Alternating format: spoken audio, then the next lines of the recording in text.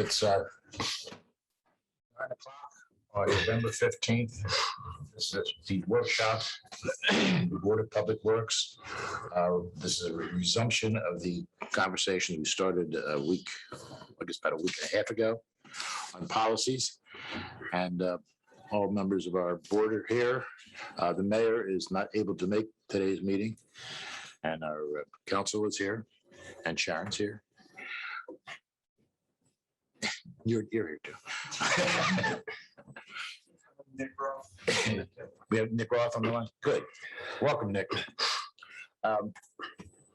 So let's get any revisions or deletions to the agenda. Item 5 workshop. Earl, I'll turn it back over to you and Tom. Okay, so just to bring everybody back up to speed, and because we have a new guest in our midst here, we went through all the existing policies that we had. We had 114 stated on the books. We as a team kind of went through and kind of scrubbed those. There was 24 that were actually active. So we'll take the others out of the website so people can see the meat of what we have. Then started going through a process looking at potential new policies that we would look at.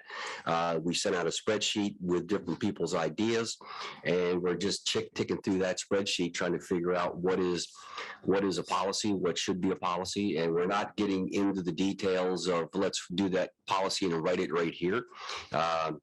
It's something we'll come back to in a more of a public session probably, and go through those recommendations. Any other thoughts, Tom? Or no, I think just we go on down the list. Okay. And see what we keep and what goes to the finance committee. Okay. And we are on what number? We skipped 13 and 14. Okay. No, well, we jumped to 15, but we never did anything with it. So Right. that's just, we didn't really skip it. So So should we go back to 12? yeah, That's where I think that's where we are. We stopped at 11 and then jumped to 15. So what this is about is really more of a review. Good. You want to read? Oh, I'm sorry. Yeah. I think they both have, but that's okay. You're right. You're absolutely right. A scheduled review of fees for approval, example, charging developer all legal fees for change of contract, et cetera, et cetera. And again, these are just very small snippets, but the question to us is, do we want to have a current review of our fees? And Austin, I think this is something that you guys actually started already. Is that a correct assumption? Yeah, Just comparing it to yourselves? other municipalities. Yeah. So the idea is take a look at what we charge versus what other people charge to make sure that we're charging a fair rate.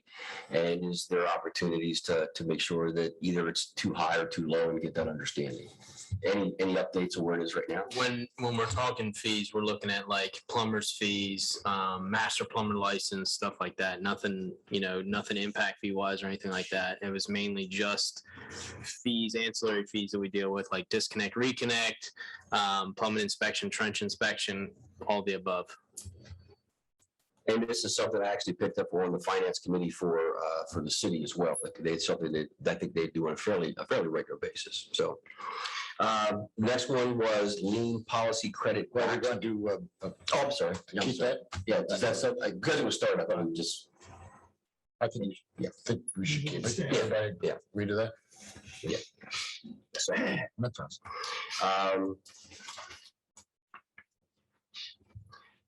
lien policy credit backstop. And I think this was actually discussed already with something that Tom had brought up. But the question that I had, and apparently this already exists and I wasn't really aware of it, I think, is that if we have a person that's doing a development, that we actually ask them to go out and get a document that allows us to draw down on that document. And I'm forgetting the word here. It's not necessarily a credit backstop, but it's a bond. Of credit. Yeah, we currently have that though, right? In the development agreement. Okay. Is there any other place that we would need to have that other than in the development agreement? Nothing comes to mind for me. That's an agreement. Do we still need it as a policy? I mean, just to codify it, or is it? We can always use it. Is that something that, We can. not necessary?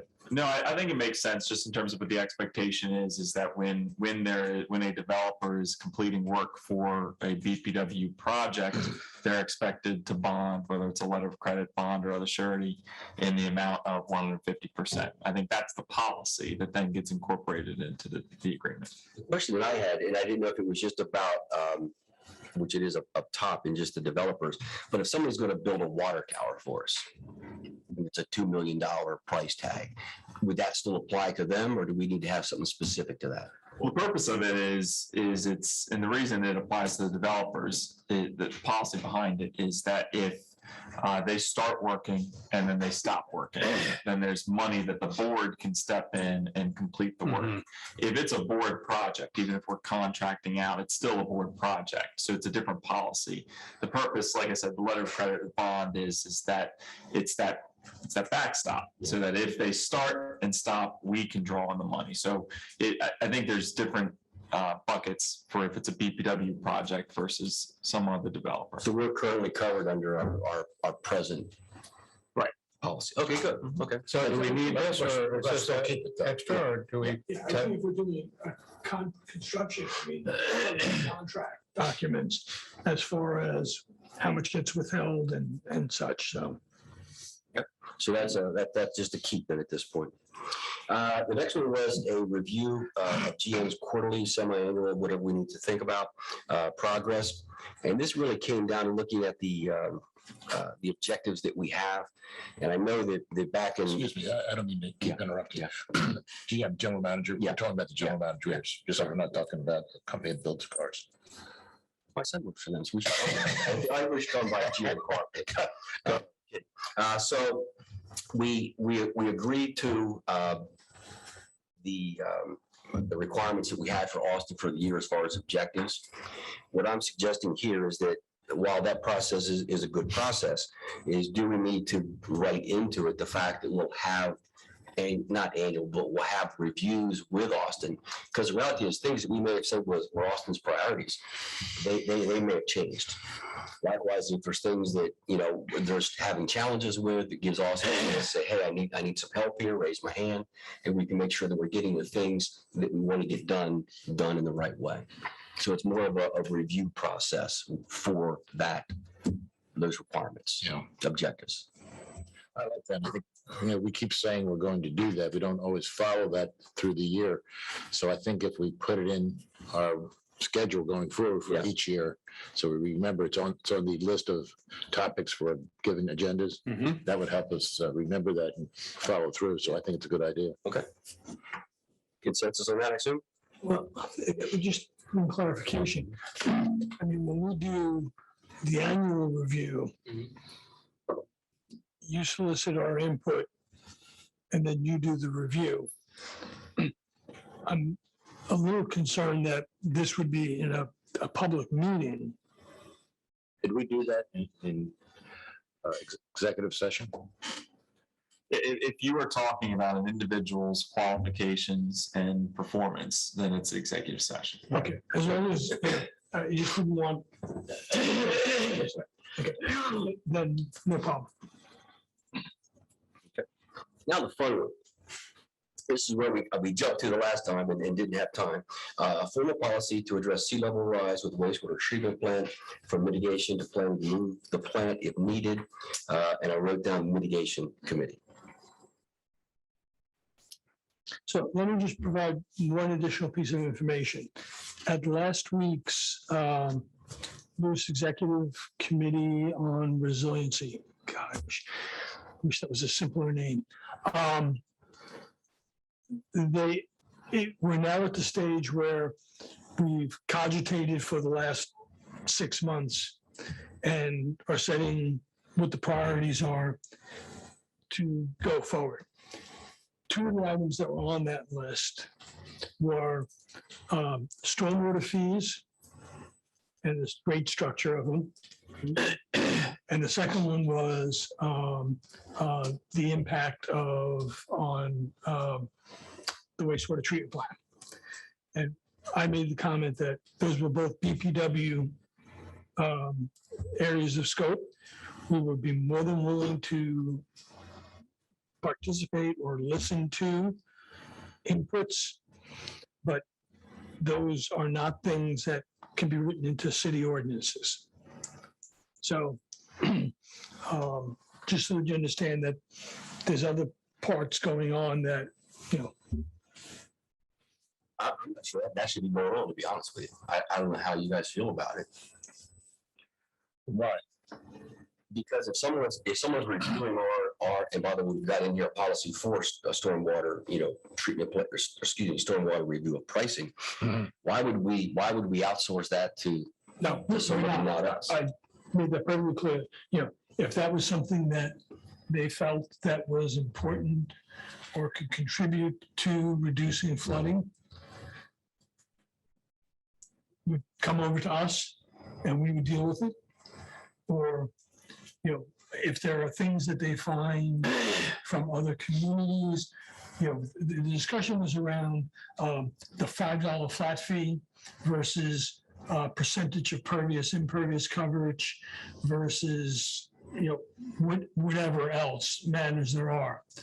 And, but made it very clear that that is not the scope of the city, that's the scope of the BPW.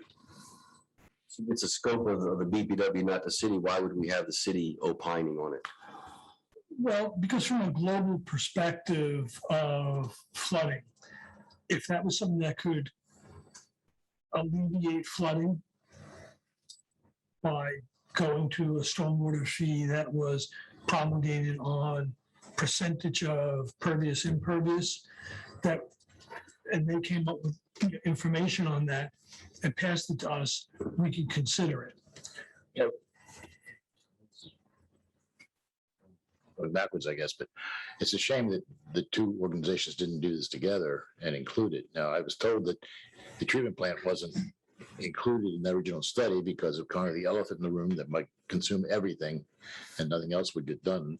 I guess that was the answer, so. Right, and the mayor has been very clear at stating that that was the goal, or that is the basis, because that is one of the two bases for the document. And,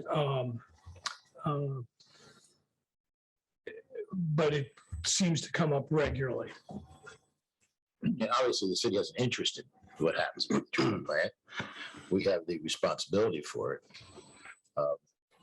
Getting us tied to impervious surfaces and those kind of things, that's not in our realm. Well, We need to keep the wastewater treatment plant safe. We need to manage stormwater. But to me, that's not tying us into that conversation. I don't think is the right thing to do. Just my personal opinion. And I, as the rep on the BPW, will guarantee you that no decision will be made that doesn't come to the board first. A decision may not get made, but if something gets thrown over the wall to us in a public session that we don't think is in our purview, why even have that as a? Tim, I'm curious what your perspective is. Oh, wait a minute, let's finish the board. I do think that from a general, the AECOM hydrological study consider one of the inputs to that is pervious, impervious coverage, because that determines how much runoff there is. Welcome, Mayor. It determines what your conveyance systems have to be. So I don't think we can divorce ourselves or separate it from ourselves. And I also don't think it's wise for the citizens. However, it is in our scope, our purview, that whatever gets done Sorry, that's my phone. Thought it turned off. is appropriate and is cost effective. Because one of the big issues that comes up is that how do you implement something? If you implement something that's pervious, impervious, and it costs you more than you're earning, it's worthless. And the other thing I made clear is that stormwater fee that we charge is a maintenance operations fee. It's for cleaning the pipes. It's for maintaining the stormwater system. It is not anything, I mean, it was never set up to be about flood control. I don't know how you can avoid the conversation about the treatment plant in it. I mean, I don't know. Again, it is the elephant in the room, and I don't think the city should be telling us what to do with that, but that they should certainly have an interest and should be giving input. So I don't see how you keep it out of the conversation. Well, I think what's been done, and I think, as I said before Ted came in, I said, Ted's very, very good at trying to keep it separate, determining what the flood elevations are. And then us determining the vulnerability of the plant and determining what the proper method is, whether it's wholesale pick up and move it, or whether it's hardening the plant, should be our total scope. Well, and that's really what this is for. That's what this is for. Mhm. That's probably a separate conversation, to be honest with you, from what the thought is here. That's not, what I have here is not written into that aspect that you're talking about. Can I add something here? I'm sorry, first of all, sorry I'm late, but No problem. it did come up again at the last meeting last week, and you left early, so I don't remember what, didn't you leave early? I made the comment at the end of the meeting about why it was not.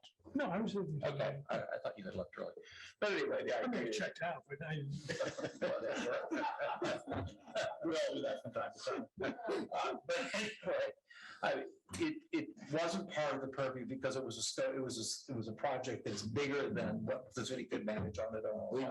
We mentioned that before we got here. Yeah. And that, that you had participated in the conversation with John King of Senator Carper's staff, and we had talked about the idea of you're looking for grant money to help with the idea of a hardening. Right, and let me follow up on that because after that meeting, we had a meeting, Khalil and I had a meeting with Lopez, and Schmidt was supposed to be there, but he couldn't make it. Okay. So we had breakfast Friday, and we asked him if he would be interested in supporting us and going after funding for a study to look at the long-term interests of the treatment plant, including hardening. Right. It's not a moving No, thing. that's what I said. Yeah, between, including hardening and the potential movement. Get an overall comprehensive study. Don't go in with a preconceived result. And he said he would, and he was sure that Steve would follow up. I'm sure Steve will help with that. So that's, but the board has not yet discussed that formally in session. So I think at our board meeting in December 8th, we'll talk about that and decide if that's something we want to do. Okay. Anyway, I just want to make sure, I didn't want, why we excluded it from the original consideration of that committee was that it was a bigger project than any of us, and it was your project more than ours, but it still has, it's obviously been a recurrent theme by several people who've attended, why aren't we talking about it? So rather than, since we had that conversation with John Kane, I felt it was important to sort of lay it out that there's another whole consideration that's going on. Yep. So, The question I have is, these are, very, very important issues. But how do we, make it a policy? So I think that the all-encompassing would be in my opinion, would be the creation of a mitigation team, and this would fall under the purview as one of the first topics that are discussed. Yeah, that's a great idea. The city has a mitigation team that's note here, entirely mitigation from the committee. city perspective, but us being from the Yeah. BPW to talk about, Right. we have the temporary interconnection with Tidewater. What happens if we have an emergency? What happens if we lose the force main at lift station 4? All these things so that we harden ourselves as a utility and look at it from a larger perspective. Well, That I think And is, adding on to that, I think it's the pre-hardening. yes. I mean, the mitigation team, the city mitigation team is not looking at, should we be using concrete poles, or should we be burying lines, or should we be, whatever, the different avenues are. And that's something that we probably should be looking at more in depth to protect us from a storm. Do we form a mitigation committee, or do we make a policy that we're going to be looking at it? I mean, I'm not sure what the policy is going to say. We really need to look at both of these things very, very carefully. I'm just telling you what's written here.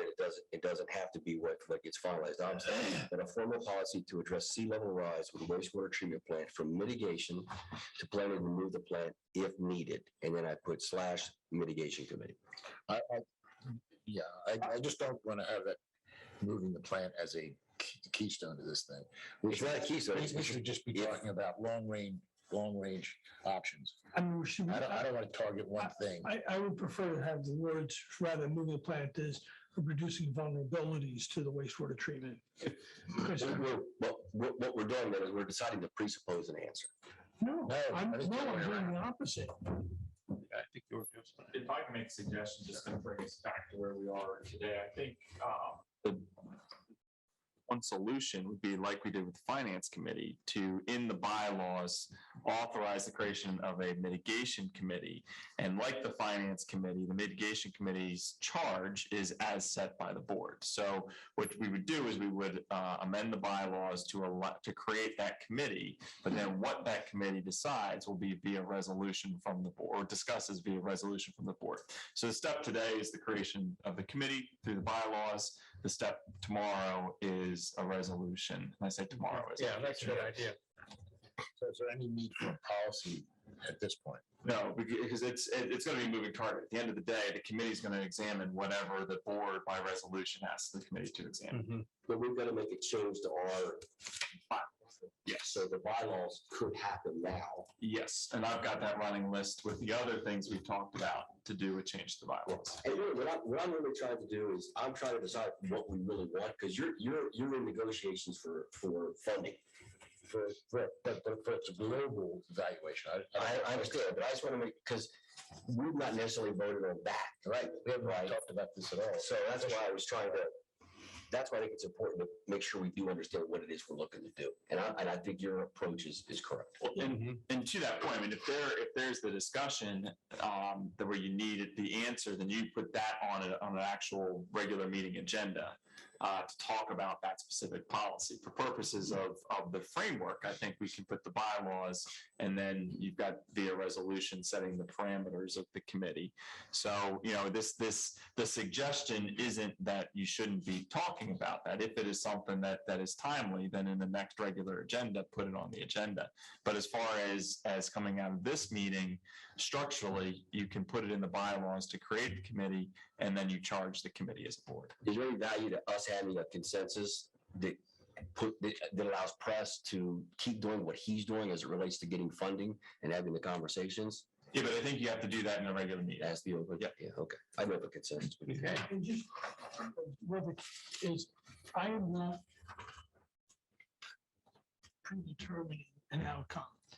What I was reacting to is the fact that the sentence says moving the plant, which, If needed.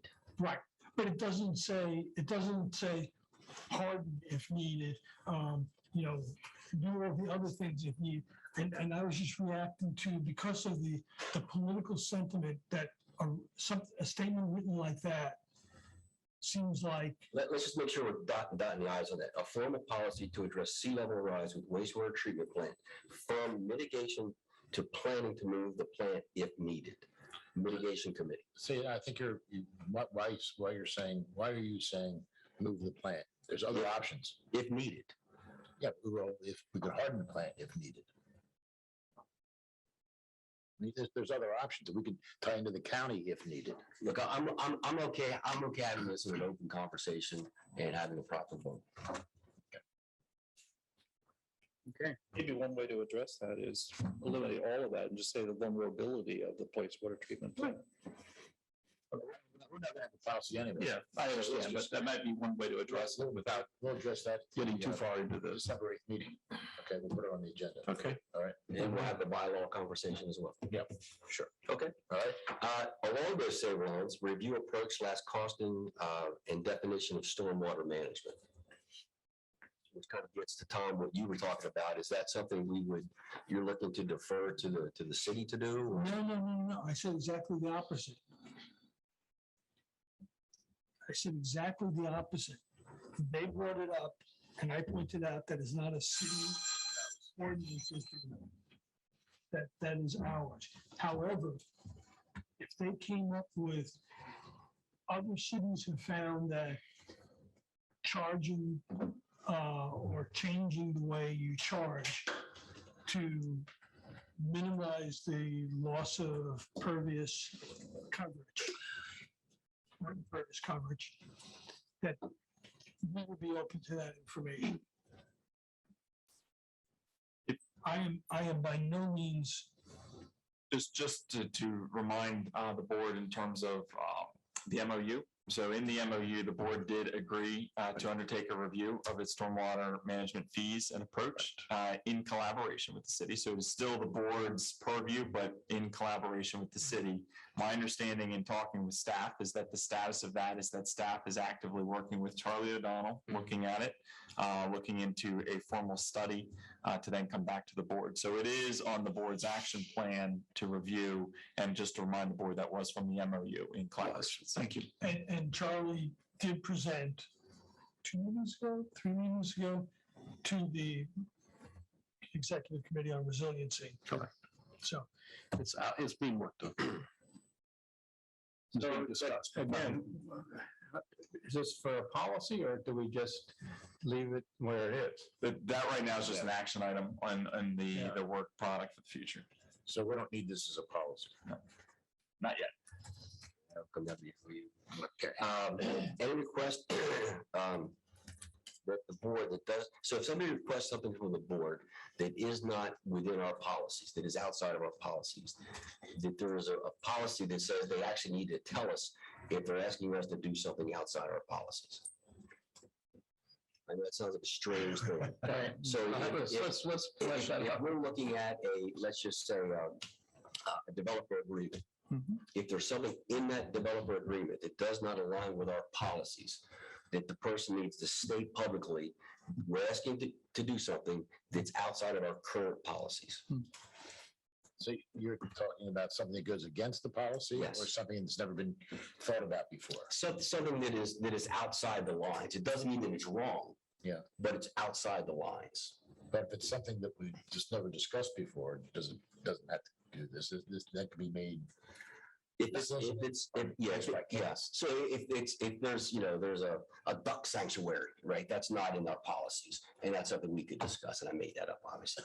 But if somebody's saying, okay, we're going to alter something that we have in our policies. Yes. And we're going to do this and we're going to do that because of this. They have to say that. They have to say, okay, this isn't in the policies. Here's what we want to do. Here's why we want to do it. And the board goes in with full understanding of the conversation. Do we need a policy to do that? I mean, it seems to me that would be just. I guess my question is who is the they? It could be Austin. It could be anybody. What I'm trying to get around is any backroom side deals. And I know they happen sometimes, but when they happen, the board should be made aware of it. well, I'm sure it's is an exemption from a policy that may or may not be in the best interest of the BPW, but that the board is not aware of. Correct. Yeah. So, It makes sense. Makes sense. yeah, I mean, Yeah, I don't think you need it, but. Yeah, I think this is my concern becomes, what does it mean? So let me put it to you this way. If the law says X, and let's take it out of the policy world, we'll just say it's the law. So the law says you can't do X. And then you pass a law that says before you try to do X, you need to be informed that you can't do X. Well, now you're breaking both laws. And so I don't know how you enforce that. I think as a matter of practice, absolutely. And part of this exercise of putting the policies in one place is to avoid that situation where the board unknowingly and unwittingly takes an action that is contrary to a board policy. By putting the policies in one place, they're easier to cross-reference to make sure if it's an exemption that you are aware of that.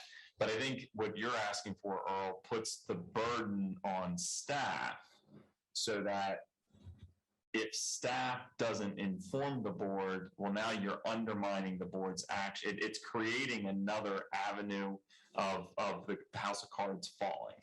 Whereas I think the better approach is to set that as an expectation, and it should be the board's expectation that if this board is being asked to do something contrary to a policy, and somebody knows about it, that they're informed. But I think that the solution to exactly what you're saying, Earl, is make it easier to understand what the policies are, which is the purpose of this effort. And I think one thing that you already brought up was item 14, the quarterly review of the GM would allow for more timely addressing of the situations. Because, I mean, I know that there historically were occurrences. Unfortunately, the board were not aware of them until after the fact, so.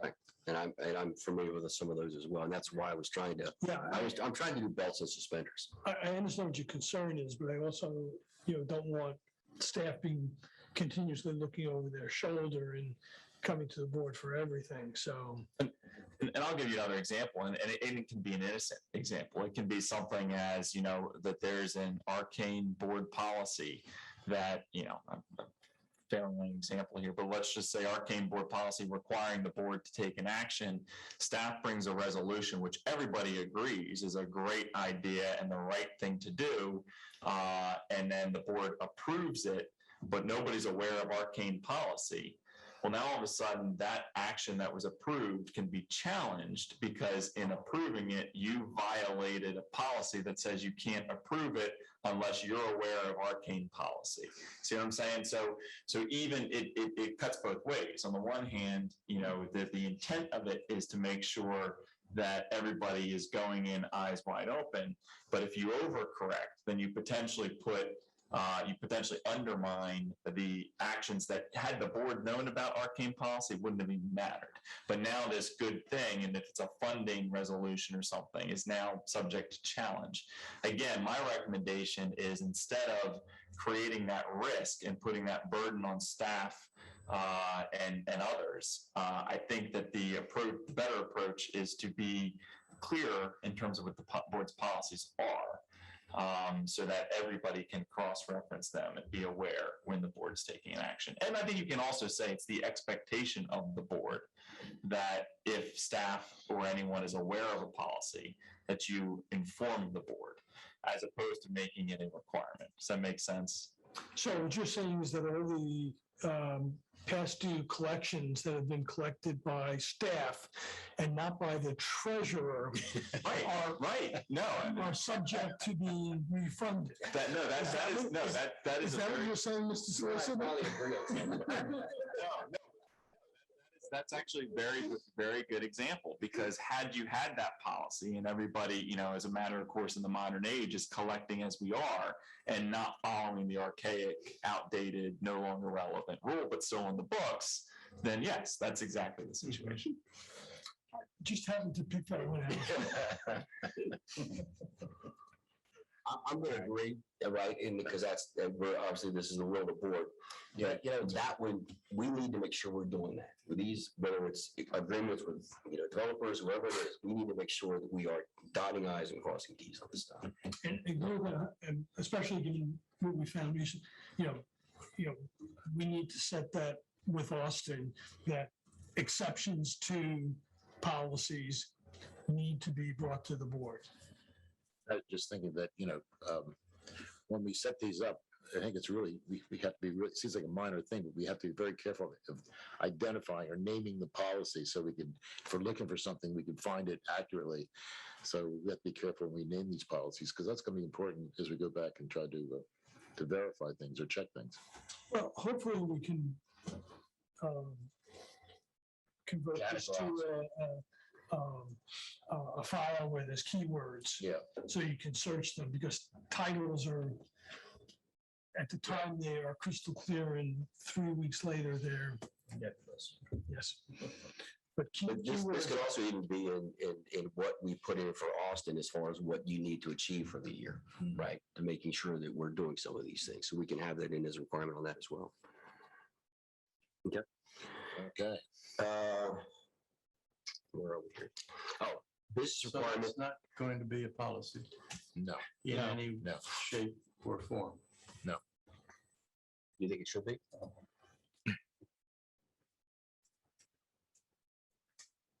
It's not clear how, to me at any rate, how the concern of either willful or inadvertent violation of a policy might occur. How can that be worded such that it's not violated, or that it's pertinent? Is it throwing it onto Austin, and that's the solution, or the general manager rather than a policy per se? And by throwing it to the general manager, it's something that's in the general manager's contract, and that's the way to address it? And is it fair that only the general manager is the one that has to follow this? I almost think that's his responsibility. He might not know them all, or remember them all, or anything, but Exactly. really the buck stops with him. Right. And I don't know how you put that on the board or anyone else. Okay. I mean, I just think if you have a policy, it's obviously it's up to the general manager to enforce those policies that the board establishes. So who else do you put and that? as far as, other people, I mean, they will report to Austin directly, or the assistant GM, if we ever get one. And, that's his responsibility then to determine what he wants to set for policy for his staff, not for us. And so he could set a policy that is in contradiction to No, what? no, Nothing. no. Because we set, but our policy we would set would be for the GM, because the GM reports to us. The other staff members do not report to us. The best way so once it's a board policy, only the board can override that policy. So the general manager can't not follow a board policy. I think what we're talking about here, and maybe what I thought we were talking about, is a situation where the board is being asked to approve something that's actually contrary to a policy. You have that right. You have a right at any point in time to override your own policies. So if somebody's coming to the board with a development agreement that's contrary to a policy, and you approve the development agreement, it's a valid development agreement. You have that right. And I thought what the question was a policy that says if you're being asked to override a policy, that you be informed of that. And which I think is a good expectation. The challenge to that is if you aren't informed and it was an innocent mistake, do you then undermine what might otherwise been something that everybody agreed to? So I think what we can do is in the policy document, we can say it's the expectation of the board that any request to override or change a policy be brought to the board. So again, it's presented as an expectation, but you're not violating a policy if you don't do it. I think I would be worried about saying, you have to tell me if I'm violating the law before I violate the law. I mean, that's effectively what that would do. Staying silent as currently exists, my understanding, doesn't solve that problem at all. It leaves it out in the open that something could go through that is in violation of a policy and it wasn't brought up. Yeah, I think that's the one that's more of a concern. It's not that we were, we voted on something and we weren't informed of it. It's that something was done, it was never brought to the board, so the board had no means of knowing about it. But I think if somebody intentionally violates a policy, then they're in the wrong. They could be reprimanded or whatever it needs. I think the challenge is we could already be pregnant at that point, right? Something's been committed. Well, he's responsible to let us know that if he knowingly knows it's a policy and doesn't tell us. Well, I think But I'll take a step forward. I mean, a policy is policy, even if you unknowingly, I mean, the policy is the policy. And so, again, I think that to answer your question, Richard, the difference between, in terms of what the board is doing now, why it is the recommendation to the board is to go through this exercise, is to put the policies in a single location where they are easier to identify so that you avoid that situation. But once the policy is in place and it's a board policy, only the board can change the policy. The general manager, staff, or otherwise, the attorney doesn't have the ability to discount the policy. So are we proceeding to make a policy of some sort on this issue, or we're continuing business as usual? My recommendation to the board is that you continue forward with this action of consolidating, tightening up the bylaws, tightening up the policy document, and that is the action to address the concern. In that policy document, which again, following the workshop discussion, my office will put together, present back to the board where you can get into the weeds of the wordsmithing. There can be a preamble that says, to be clear, it's the expectation of the board that these are the board's policies and only the board can change these policies. We can include that in the document, but the action item, which is my recommendation and why it's my recommendation, is to go through this exercise and put everything in a single location that's easier to identify. Is there, and I think I agree with that, I think completely. Is there ever a situation, Austin, where someone in your seat, and not you, someone 10 years from now, 20 years, 50 years from now, because you're young, maybe 60 years from now, where expectations are being set with the developer that may be coloring a line, stepping over a line, but that expectation in that developer's mind becomes factual to them. Are we at risk of that?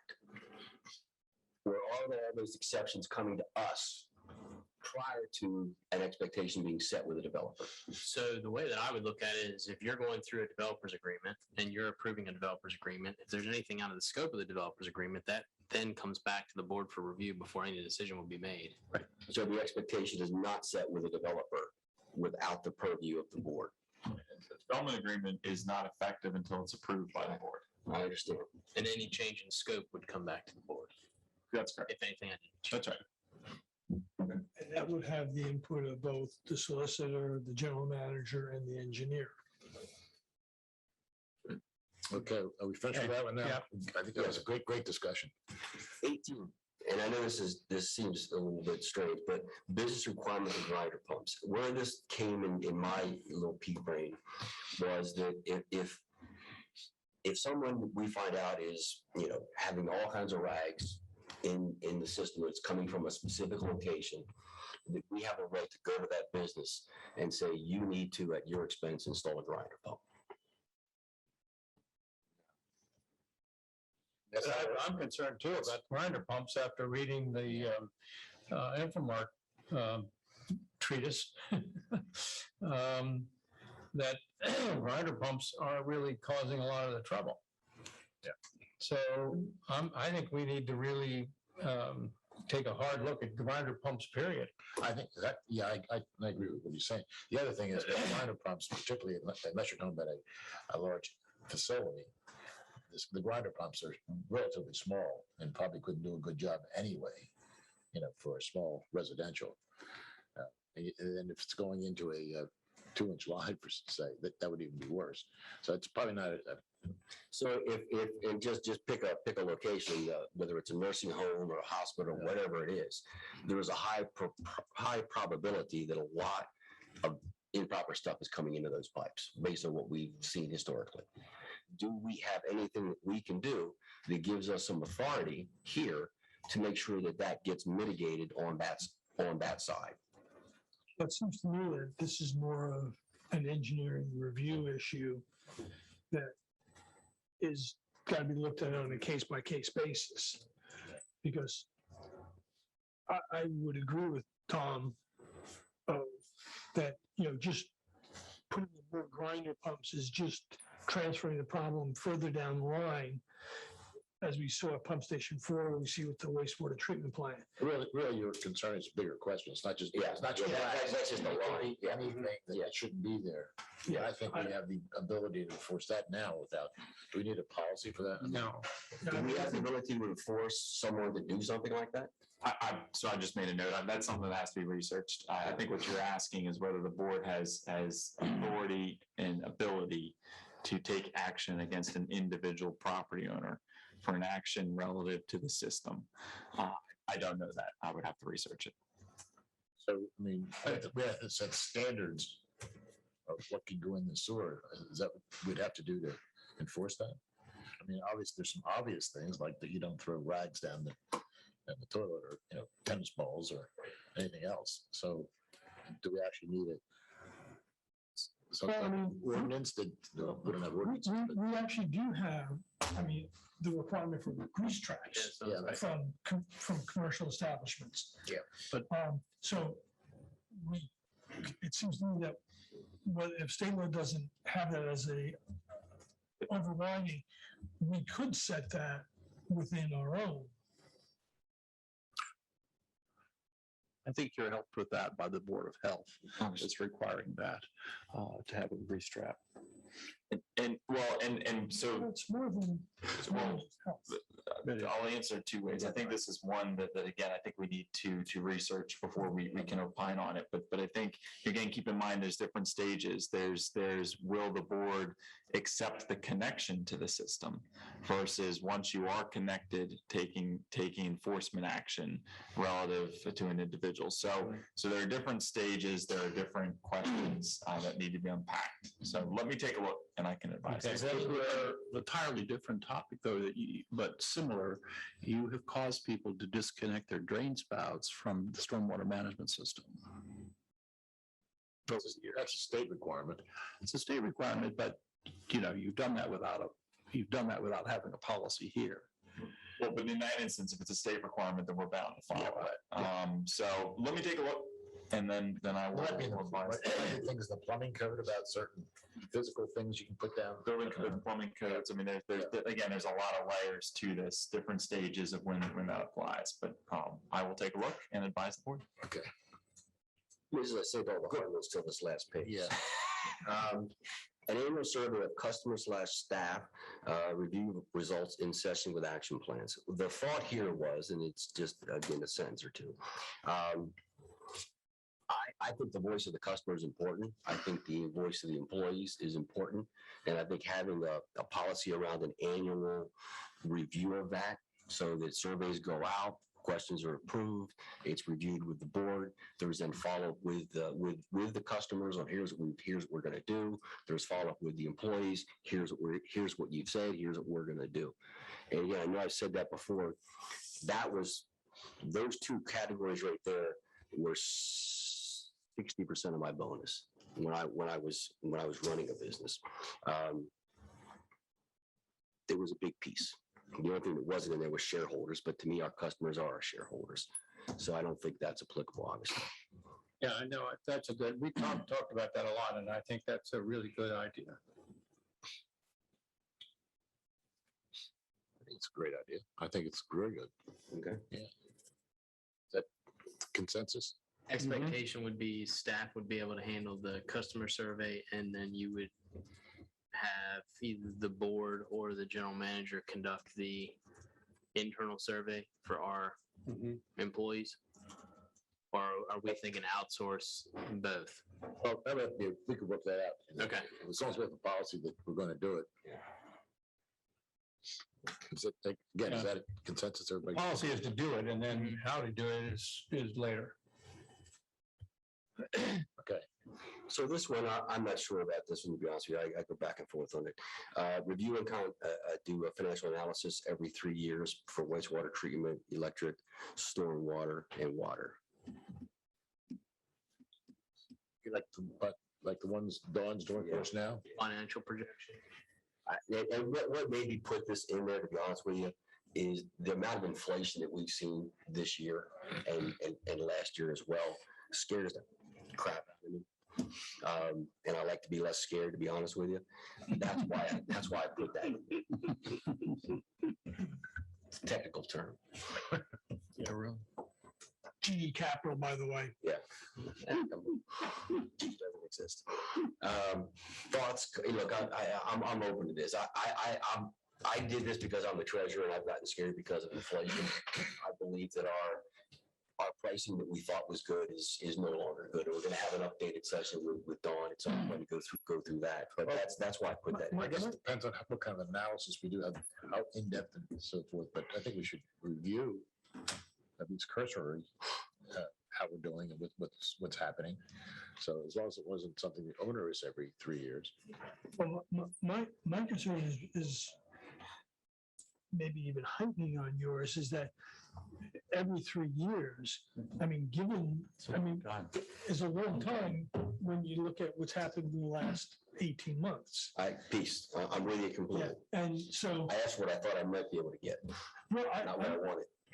I'm wondering if, as required, or, I mean, we always have the option, I mean, even if we leave it as 3 years, that we can say we want it, after 1 year. To make it 3 years with an option to Yeah. call it. I mean, and It's not cheap. frankly, not, because it all depends upon stability of the markets and everything else. I think doing one right now probably is not a wise thing, because we don't know which way it's going. But at least we know where it is, which I would argue we don't even know that. I don't think you know that. I don't even know if we know where it is.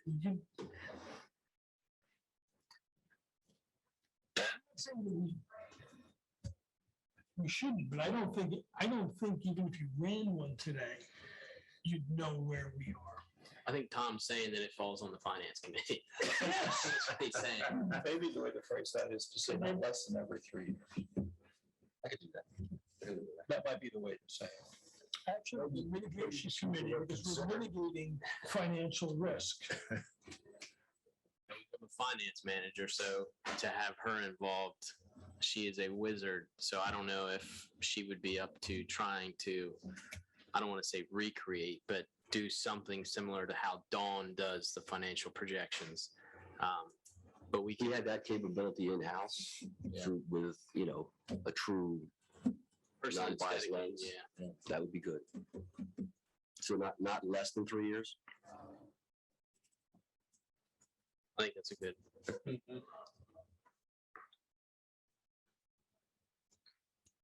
Okay, 21. Prior to taking over assets from a development ETF et al., we require that the asset be brought up to top code. What I was really thinking here, and so if we're going to say we're going to take over, make it up, Cape Henlopen, the park, we need to understand what we're getting. We need to be able to say, do some kind of analysis somehow, some way that maybe they're, and I'm making it up, totally making it up. They could be throwing diapers into the toilets for all we know. And I'm making it up. I just believe that before we take over an asset, be it a stormwater pond, be it a burn, whatever it is, that we actually go out, do an analysis and make sure that it is up to code and we're not getting it just because now it has a problem. So if it's a project, 9.9 chances out of 10, GMB does that review. Now, whether or not, for example, the state park internally did their own, they're working to update their internals, but we would not be taking over their internals as of right now. Preliminary. Understood. But as a policy, making sure that before we take over something, that it is proper and working. And this goes back to a prior conversation I had as I was walking around talking to customers, and it was about the roads and when do you annex into the city? And you don't want to say, okay, my roads are terrible. Now let's annex into the city so the city fixes my roads. Just an analogy, right? Which is what made me think of this as I was talking to different people. We need to make sure that we don't get caught into that same thing as well. Well, I mean, I think we intrinsically do that, but we don't have a policy for that. I mean, new developments obviously have a punch list and have to have an acceptance. For areas that are being annexed, the annexation committee, which we sit on, that's part of the review. But we don't, I mean, it's just being done. I mean, so I think what you're asking for is a policy to reinforce what we Review currently within the do. board, yes. Because, I mean, I can't think of any examples where we've taken over or accepted an asset without an engineering review of it. And as you said, the state park, we're not taking over their internals, we're just taking over their flow, the processing of their flow. From a set point. But we should understand what their flow is. What we're getting. Oh, yeah. Yeah. But no, I think it's almost a common sense thing to do. I mean, I think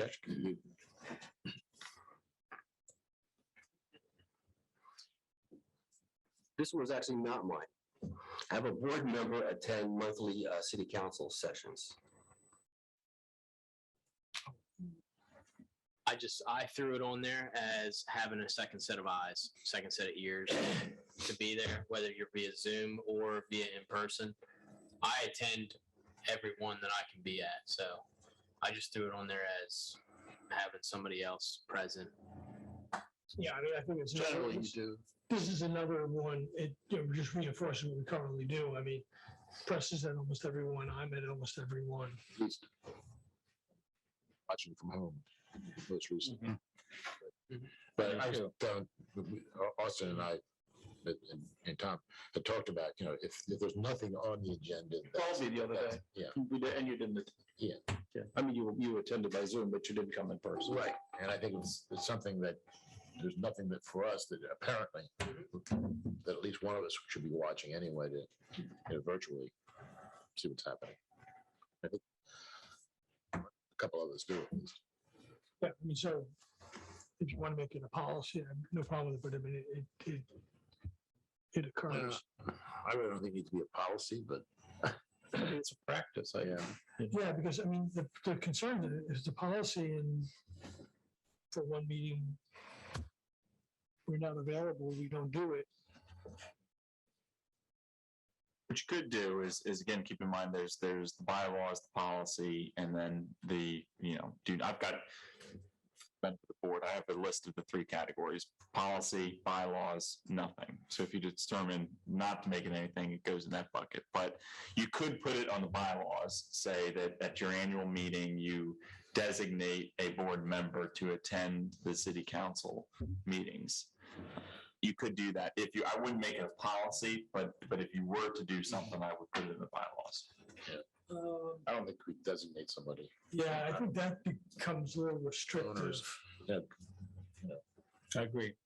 I would offer to go into the rotation. So if you can't go and you can't go, I'm more than happy to jump into the rotation. Because I should be there more often. By all means, do it. Yeah. He can make it a requirement, but hopefully we're interested enough and involved enough that one of us will do it, but without forcing people to do it. So I was I'm so enamored. I came back from vacation and watched it on YouTube. I watched the skill. Such a bad thing. No, I said when I came back. While I was on vacation, I was watching the moose outside the window, which was more entertaining, by the way. I'm sure. So our next one was an annual review of 5-year strategic plan. And that was more about having a date to do that, to coincide with the, making sure we've got the cash reserve policy locked up. I did talk to Jack Lusher about the concern that was kind of talked back on the other page, is that he believes that the cash reserve policy is not a moment in time, but it is out in perpetuity for that year. So once we agree to it, once we approve it, then we have to make sure we're continuing to be in compliance with it. With things changing and prices increasing, that can become more challenging to do. I'd say I like that. As far as the strategic plan is concerned, I think it's a good thing. But Yeah, just having it becomes a rotation in the calendar, right? It's this time, let's do it. It's we need to do this next month, this next quarter, whatever. everybody okay with that? This one's going to sound strange. This is really around stormwater ditches. And we've all gotten calls from different people about stormwater ditches. And the question comes, what is our policy around maintaining a ditch? Do we mow it? Do we, there are people that put grass into the ditch, because I've seen it. Is there, a policy that says that they can't do that? Probably there should or could be. The question is what do we do around stormwater management ditches as far as maintenance and as far as requirements for anybody that lives near there? Well, and actually isn't there two different versions? Because there's tax ditches. Yeah, this is just, I don't think tax ditches are an issue, but maybe they are. Well, no, They are. But they're not our issue. right. They're not your issue, but they are an issue. Yeah, I know. Yeah, so this is non-tax ditches. This would be the ditches along behind Savannah Road. DeVries. Well, Well, you're talking East Market. I'm talking about East Market, that whole L in there. Now, that's basically been maintained by the mitigation planning team, where they come in and they mow them every year in conjunction with the state. So I'm not sure that, I don't think you've ever had a policy on that. And I forwarded to Austin some questions just recently, because a neighbor, one of the folks over there has got concerns about, they have a low-lying house and they're concerned about. I think we need to do something, because it's kind of been, there's no regular maintenance of those things by anybody. I mean, and when we. Actually, Chatham Marsh has been coordinating with the state for most of that to get done, and they were mowed in the spring. It was all part of it, But the ditches aren't cleaned out. but it's all, that's fine. I'm happy to hear you want to do that, because I mean, they did do some of We that. don't do it. We had to go beg the conservation district or Corps or both to allow us to even touch them. A lot of it was Phragmites, and we're doing it, we're Well, managing but it. after even after storms and flooding, That's fine. everything washes in there. I mean, you can find lumber and trees and No, I get it. all kinds of crap, somebody's trash can. Oh, a stupid question. Who owns? City. The city, those ditches are all on the, Well, then, why don't you? Even behind the green circle, that's. I don't know about that one. That one's questionable, but the one on East Market is a city, shows up as city land. But Because this is the really, board's supposed to maintain the city ditches. That's right. What about Dickey's Ditch? Do That's- we own that? That's what we're talking about. I don't know about that one. I don't know Dickey's ditch. I think it is. He asked that it not be called Dickey's Ditch, by the way, so I want to call it. I think the biggest concern was there are frequent ditches that have issues with material being dumped in, whether it be grass clippings, leaves, anything of that nature, which constantly cause problems, and whether or not the board wants to have a policy to reinforce the fact. I don't know if we want to do similar, like no wipes in the pipes, but some sort of where you do not throw grass clippings or garbage or whatever it may be into the stormwater. Might want to have that conversation with our building officials, because we have a problem that we've been observing at the end of the cul-de-sacs, Delmar, and those cul-de-sacs where people are dumping grass clippings right at the end of the cul-de-sacs. I was over there last week, huge pile of grass right at the end of the cul-de-sac. That's going to obviously stop stormwater management from going in there. Well, and I know like our cul-de-sac, it fills in, silts in, and then creates a little dam at the end of the cul-de-sac itself before the ditch. It just sits there and starts backing up water into the cul-de-sac. You know, that's not something that the homeowner did. It just happens naturally. But it's not annually maintained, not regularly maintained. That's just something that we should be doing regularly to keep those open. But I don't think once you get past that ditch on private property or city, well, it's private property because it's a part of the lots on either side. But once you get to the ditch that's maintained by the conservation district in Core, you can't touch it. I mean, without permission. Can't touch the water, can't touch inside the ditch. Yeah. You can cut the But- grass. But they come down and hit the phragmites, and a lot of it falls into the ditch. But I don't have the authority to take it out. You need a core permit to pull from the ditch. So yeah, that whole thing has to be clarified, I think, and organized better. So we know who's responsible and when they should do it. We have to get everybody lined up. I think Mike had. Yeah, so I think a couple things. So I was looking at, this also goes back to the other question as far as individual property owners and business owners. So the charter does provide, it's a short paragraph, but I think it's worth putting out there to be aware. The charter says the BPW is authorized to provide for penalties for violations of its rules and regulations not exceeding $1,000 per violation per each day of violation, as well as BPW's costs and expenses, including its reasonable attorney's fees, which penalties may be imposed and collected by the BPW administratively or in a court of competent jurisdiction, and to provide that such fine or penalty may be applied to each and every violation for each and every day of violation. However, before such penalty may be imposed administratively, there shall be notice and an opportunity to be heard afforded the alleged violator. Such procedures shall be adopted as rules and regulations of the BPW. In other words, you can fine, you can set rules and regulations, and you can impose fines, but along with an imposition of fines, there needs to be a policy in terms of how somebody can present their defense. So we should establish those rules and regulations. But I think the important thing is we have to define which ones are ours. And where does our jurisdiction end?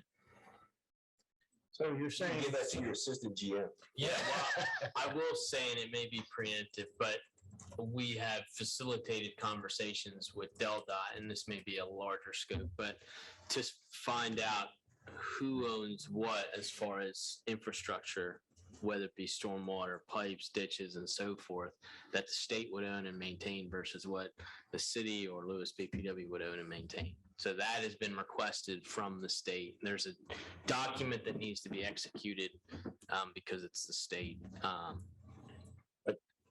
If the DelDOT, we have a map that shows all the ditches and who's responsible for them.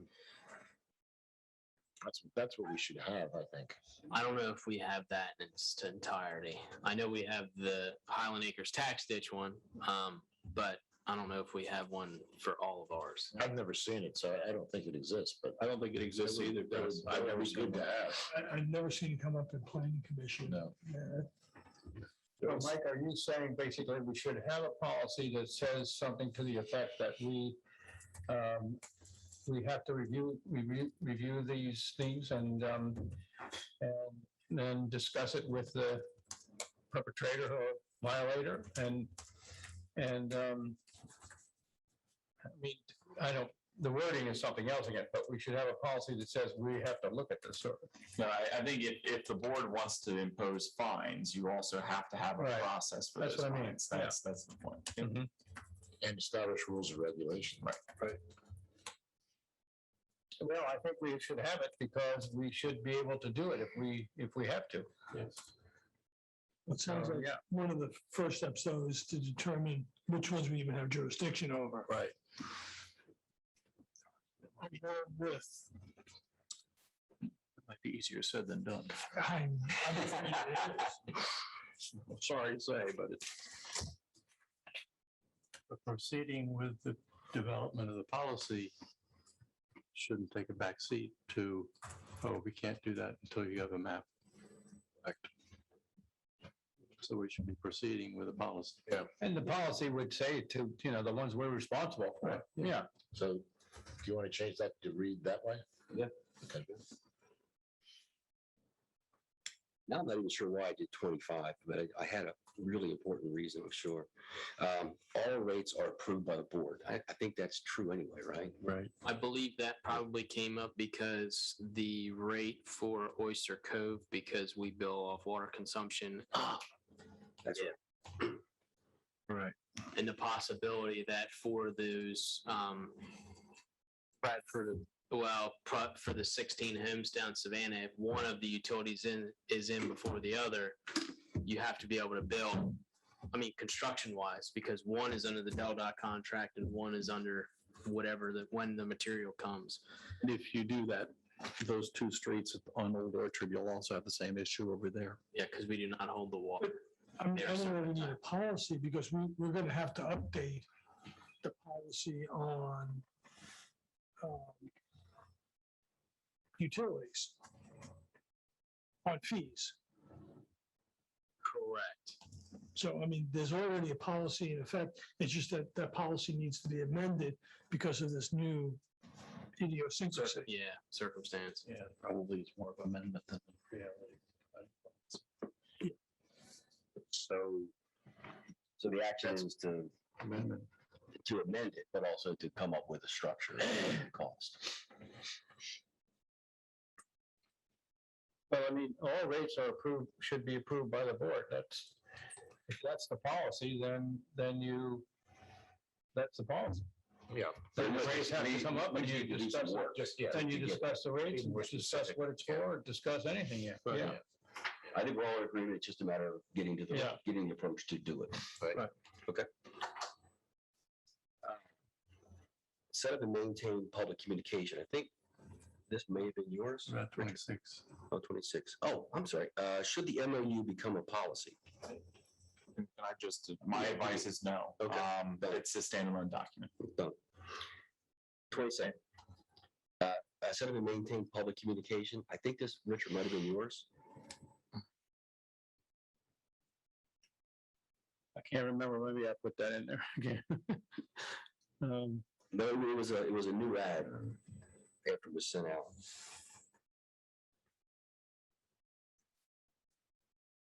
Well, I agree with it. I don't know whether it was me. But if we have a policy that we go and get surveys and so forth every year, that's a customer, that's communicating with the customers. I like that. Okay. It gives us what we need to work on. Are you tying the customer survey with this?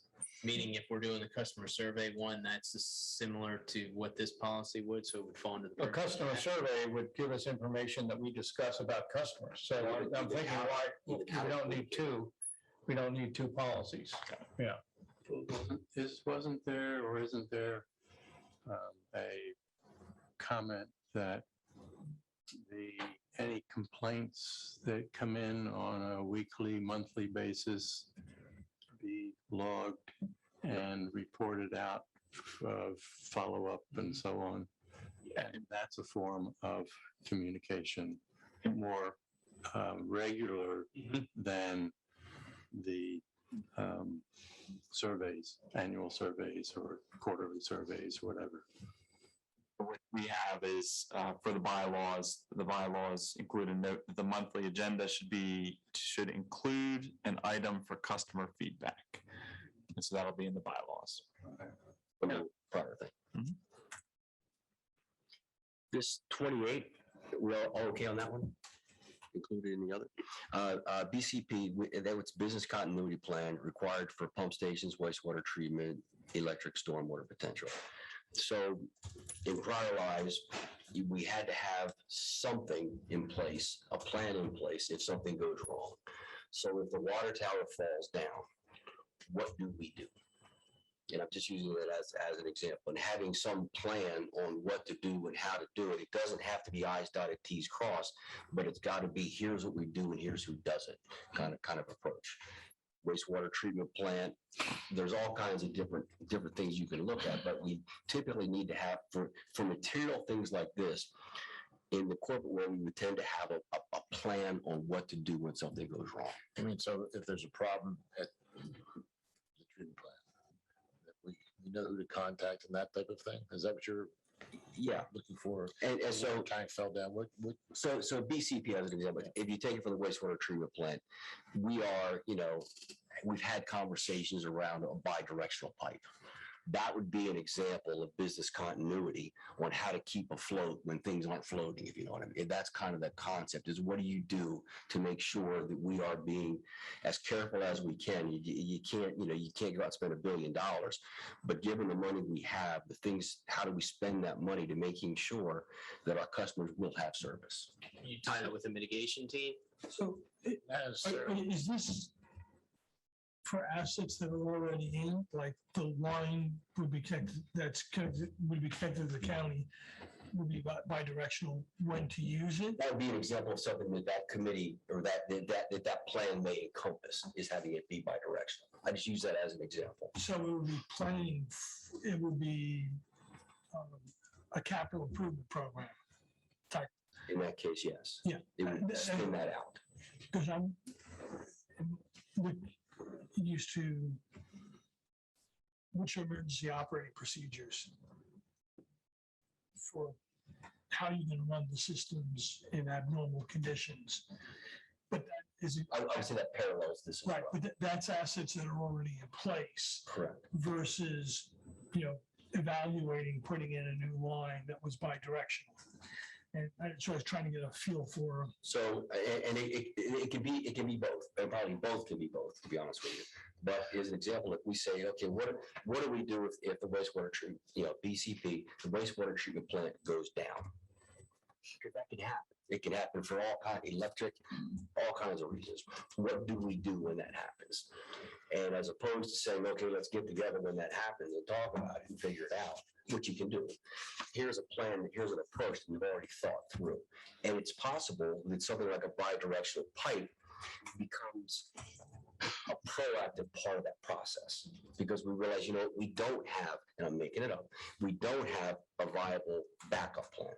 So what can we do to mitigate that to the greatest degree possible? Right, so, and where it gets a little complicated is that if you draw a dotted line around the wastewater treatment plant, we've required our operators, prior ones and the current ones, to have emergency operating procedures as to the electric goes down, how to deal in abnormal and off-normal conditions. But that's strictly within those dotted lines. It does not encompass the rest of the system, which is where I think you're going for. Because I'm not sure that do we have emergency operating procedures, I asked, for our water system,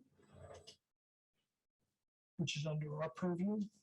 of course, if the tank went down, we'd use our wells as like we did when we were maintaining the tank.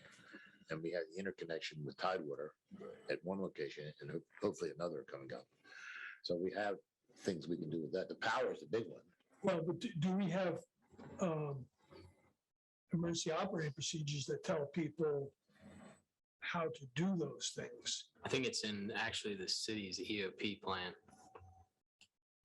But the policy is only to require that there is a plan.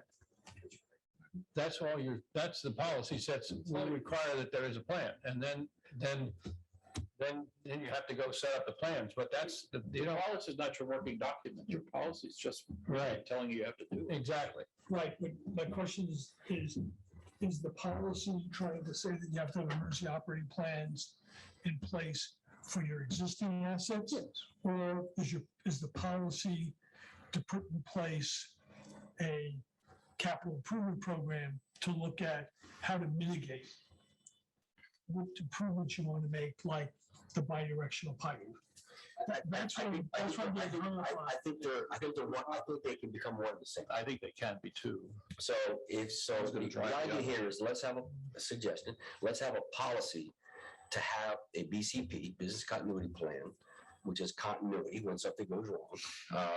Let's agree to that, and then we can have individual sessions about, okay, let's talk about this, let's talk about that. Right. And what can we do? And sometimes they can be proactive that you do. Sometimes they can just be reactive, but you know what you're gonna do. That's simple.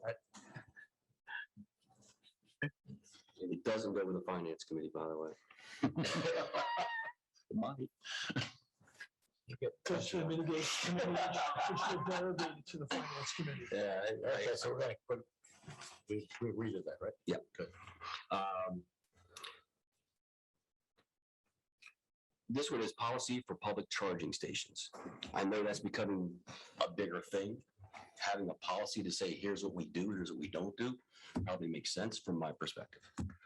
Well, I think that is We have to work on that cooperatively. cooperative, because the Yeah. city has to decide where they want to go and things like that. So, I'm- Where they're going and how we're gonna charge, when are we charging them? Because right now, we've learned a lot more in the last week.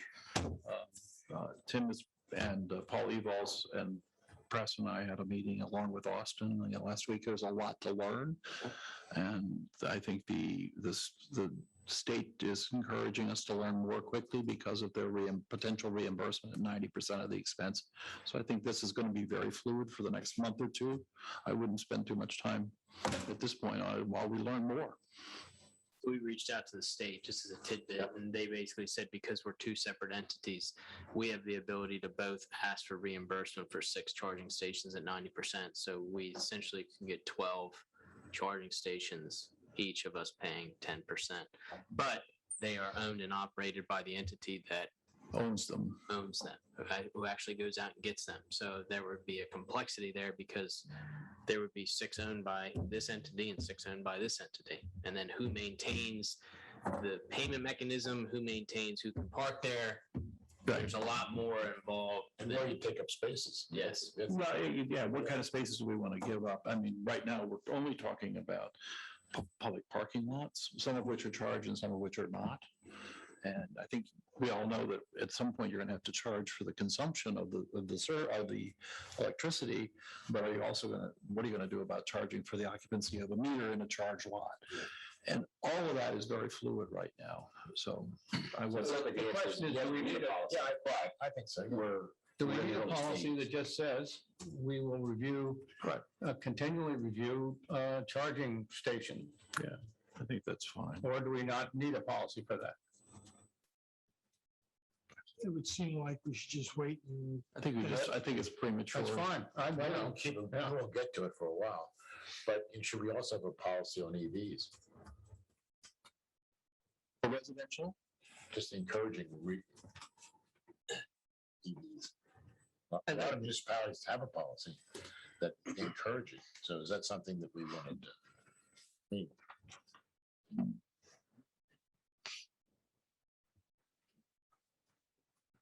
They encourage it just through a policy, or they encourage it through their rates?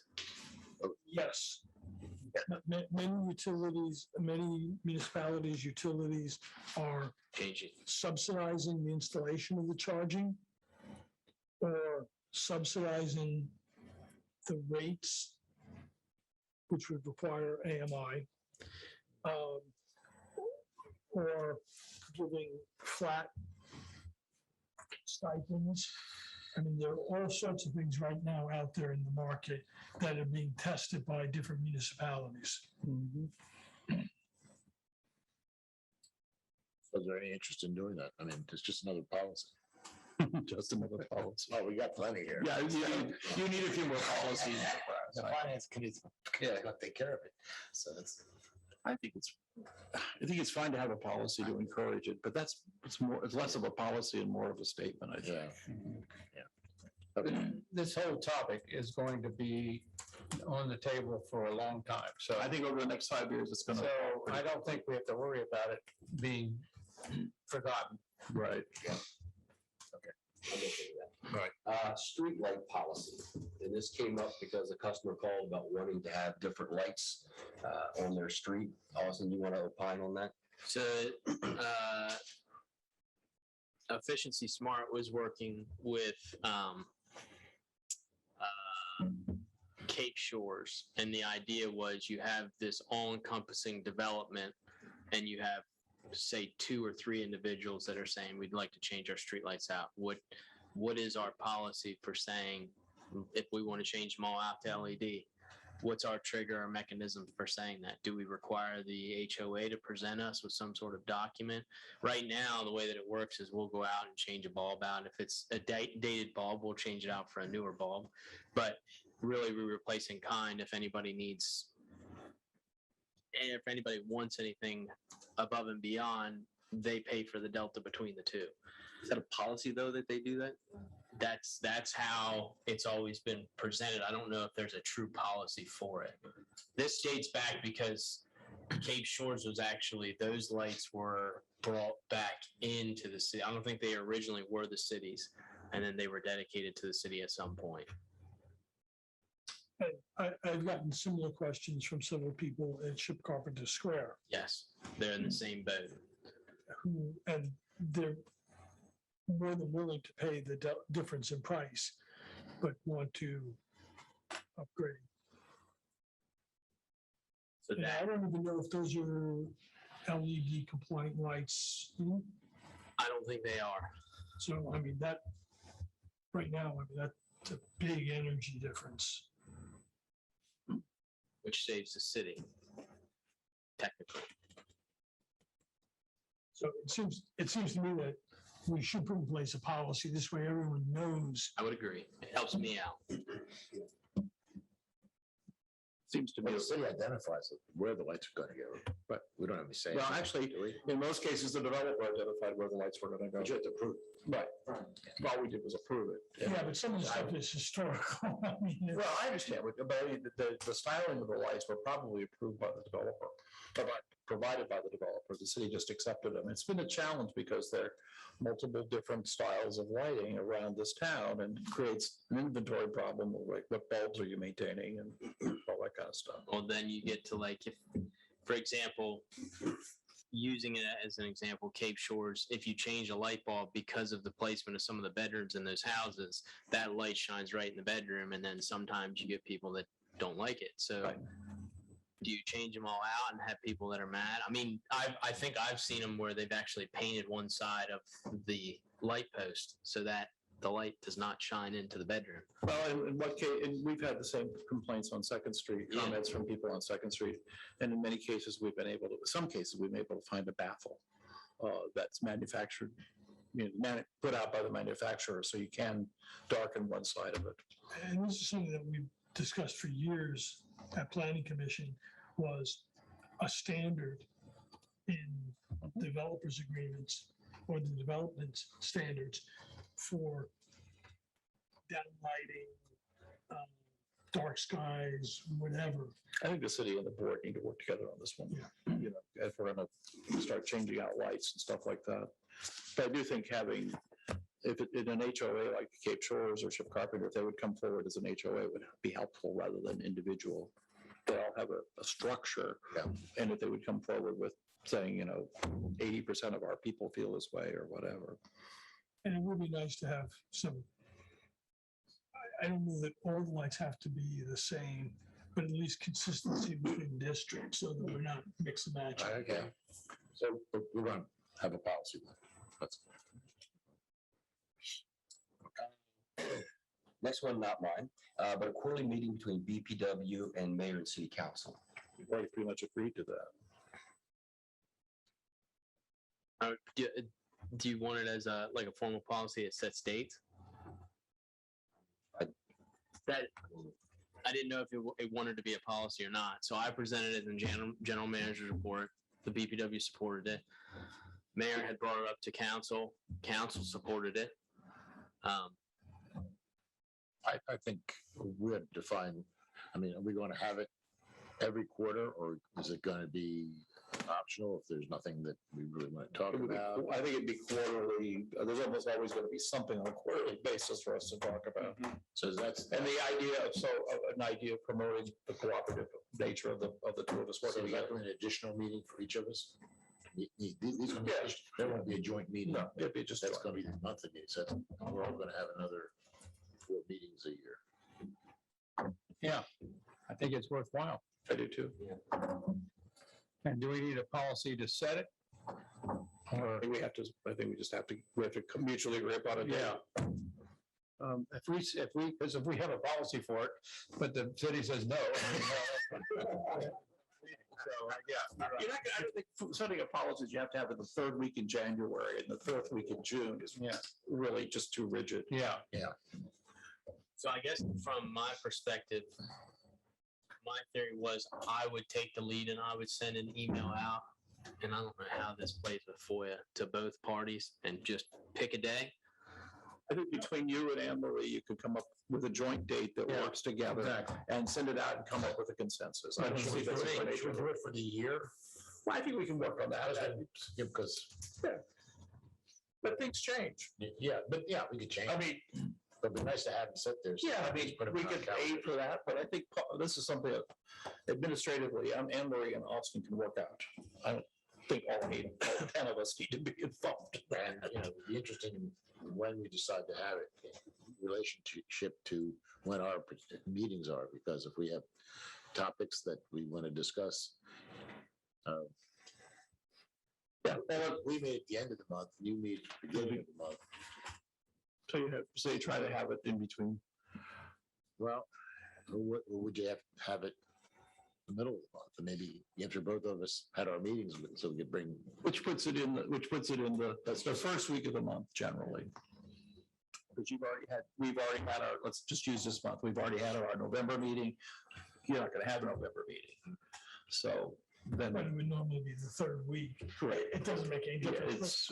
this is, I think you were struggling too hard here to come up. We're separated by 2 weeks, so we're whatever getting you into choose, it's gonna be. Right. Okay. I think we have two capable managers in Anne Marie and Austin, and they can I'm figure sending that one an out. email right now. And I will respond immediately. The other one I had written in pen, which I think we've already done, is offsite policy for storm. I think that's what it was. It's when you're talking to Austin about if they don't have this service, but they need that service, how do we structure it? I'd written that down in pen as well. That's all that I had. Was there any other ones that anybody wanted to review or talk about? I do have. We have the ones below. what's that? Yeah, other considerations. I did the first one and the second one. The MOU ones we've already Yeah. talked about, so. I don't personally think we need a meeting for a workshop for Carver. I agree. So I have two. One, actually three. I'll turn the last one over to Josh. One is, and you can correct me if I'm wrong, Mike, I don't think that exists, but for an existing homeowner or community, and I'll use the Orchard as an example, that have approached, asked for service, talked about service. Do we have a formal policy for extending the process for extending service? Meaning, do they need to have full HOA approval? What is the process step by step? Do they start out by going to the city first and asking for the annexation, pre-annexation question? I don't know if we've ever had that come up. Chances are it's gonna come to you first because they want utilities. It's already happened. Yeah. So that's, I wouldn't think that's gonna happen. They're not gonna come to the city first. but as far as like a formal, because so we've had initial discussions, but I stopped and said, you need to go talk to the city regarding the pre-annexation and annexation. The city comes back with some sort of discussion. At that point, what do we do? Do we have them, does everything covered in the annexation, pre-annexation or annexation agreement? Actually, it would be a pre-annexation agreement. Anytime I call them and scratching his head, I know an answer is coming.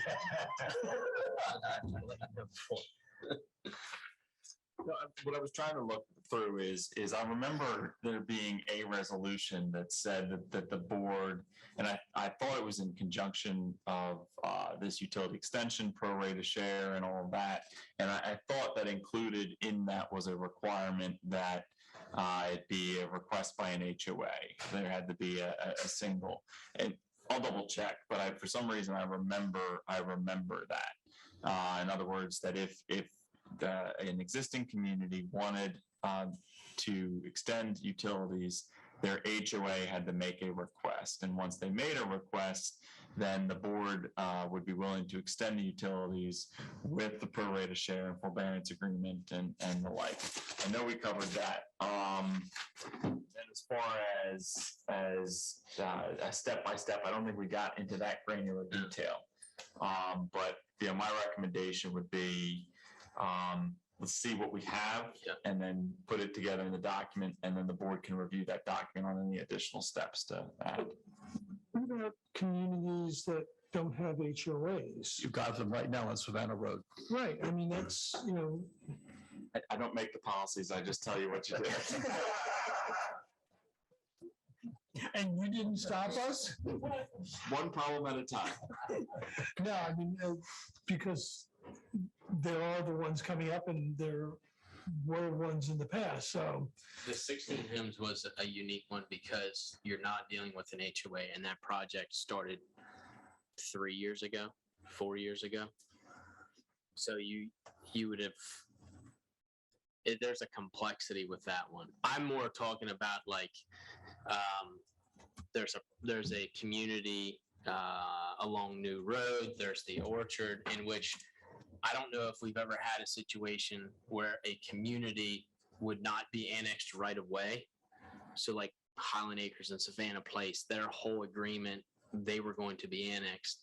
These properties are much farther away from us being able to, or for the city being able to annex them if they did sign a pre-annexation agreement. So I didn't know if everything would be spelled out in the pre-annexation agreement. I think it's gonna be a case by case situation. Yeah. That's fine. I don't see how you could come up with a policy. Because you might be looking at something that, the laws of, it's gonna happen with those 16 houses. Because some of them are contiguous and some of them can't be contiguous because the school district owns the stub lot between them. It's not a street. And there are actually three streets or three pieces that belong to the school district that come out onto Savannah Road. So it's going to break those 16 houses into different kinds of opportunities for annexation. The first 6 houses can be annexed. The next can't. The other 10 can't. Unless the school district comes in. Right now, we can ask the question, but Maybe were those stub streets supposed to be in there? they're pleased. Well, that's where Viking Drive is. That belongs to the school district. It's not a street. It's not a state road.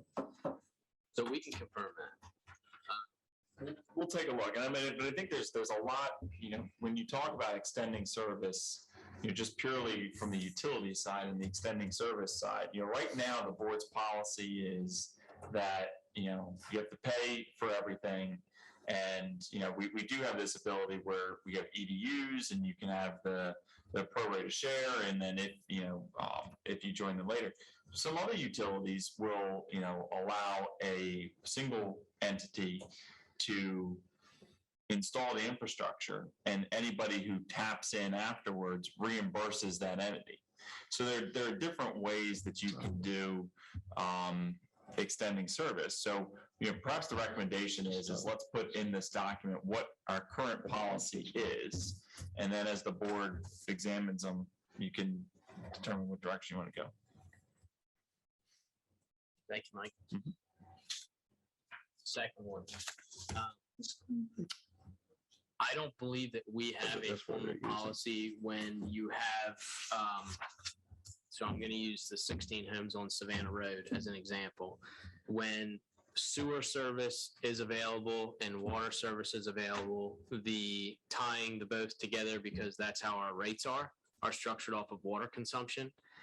I don't know if we have a policy that says you can't just have sewer, you can't just have water because of the way that it's billed. If it's available, you must have water and sewer. Does that make sense? Say that again.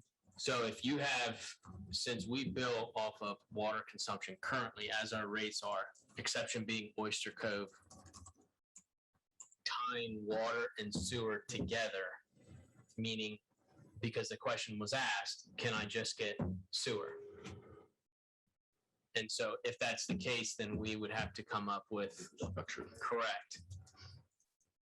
You have to come up with a different, you have to come up with a different formula. The question is there a policy that exists that says because we bill off water consumption, you can't get sewer service unless you have water consumption? The only thing I ever remember is that it says, if you're in the city limits, you have to get your utility. Other than that, there's nothing I've ever read in the bylaws, the charters, So that's where the situation had come up, because one of the questions was, I have a brand new well, but my septic system may be failing. Can I replace my septic system, keep my well for my potable water? And if that's the case, then you tap into rates, in which we would have to talk about a special rate. This is one that I would remind the board that the board did take a position on this, that the board's current policy is that if the service is available, you need to take all the services. So that is the board's current policy. So, so we have a policy already. We have to change the policy if we said you can only have one. But so I think two things. So I think what Austin is saying is actually documenting that policy in this document. And so that's the default. But yes, so if the board wanted to change that policy after it was documented, you have that right. But the current policy that would be documented, and I think Austin's request is that it be documented, I agree, is that the board, if the service is available, it's all or none. Okay. Meaning you can't piecemeal. CPCNs and service areas come into this because, we provide water and sewer where we don't have the CPCN for electric. And conversely, we can provide electric where we don't have it for water and sewer. So there's other things that impact it. So if the service is available, it's all or none. That's the board's So current policy. when you're saying available, meaning By CPCN. board, right, but if we can provide the service, it's all or none. If we can't provide it, and that you're in that situation where we're only providing, sewer because we can only provide sewer. I don't know if that exists, but let's hypothetically say that's the case. Yeah. Then in your fee structure, you would call out that situation. Oyster Cove. Okay. That'd be the only one, as of right now. Which, So if we have the services available, we're saying, yes, you have to have everything. Right. If That's we- available. That's available, yeah. If we have the services available, you have to have all our services. Right. Yeah. I think that's a good idea. And then the second piece is the structure for when we don't have that. I.e. Oyster Cove. Yeah, because I still see that we could potentially be in an area where Tidewater has the water rights. And the county doesn't want the sewer, we have access to provide it. And where does that fall? Because you've got a CPCN, for water that's not in our territory and sewer. if the only service we can provide is sewer, then the fee structure would have to account for that. If Tidewater already has it, we can't do the work because they're already there. So that's one of those situations where we can't provide it. But like in the case where it could be within Tidewater's territory, but there are wells.